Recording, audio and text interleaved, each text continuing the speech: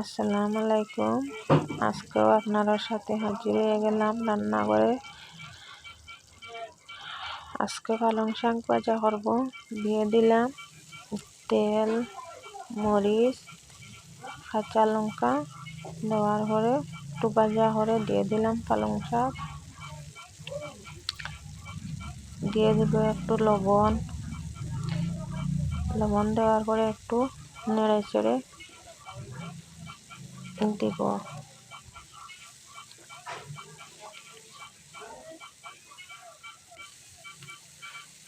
একটু নেড়ে চেড়ে ডেকে রাখি দিব।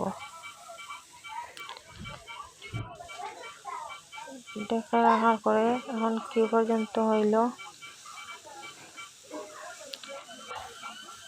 ঢাকনা সরাইয়া একটু সময় আবারও নেড়ে চেড়ে হয়ে গেল শাক ভাজা। আর একটা শাক রান্না করব। দিয়ে দিলাম তেলের মধ্যে পেঁয়াজ, হলুদ, কাঁচা লঙ্কা, পুঁই শাকের ডাঁটা। দিয়ে দিব ডাল।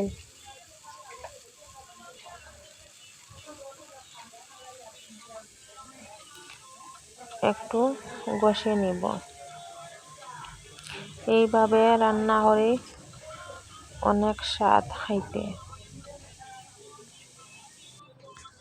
একটু সময় ডেকে রাখার পরে দিয়ে দিলাম শাক।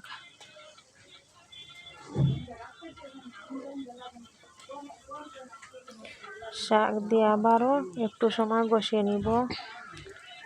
নেওয়ার পরে আবারও একটু সময় ডেকে রেখে দিব।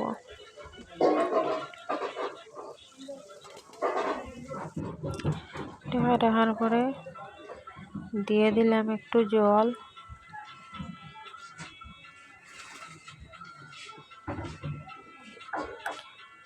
জল দিয়ে আবারও একটু সময় নেড়ে চেড়ে ডেকে রাখি দিব।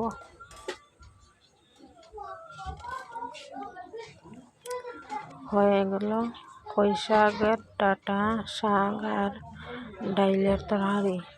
দিয়ে দিলাম ধনিয়া পাতা।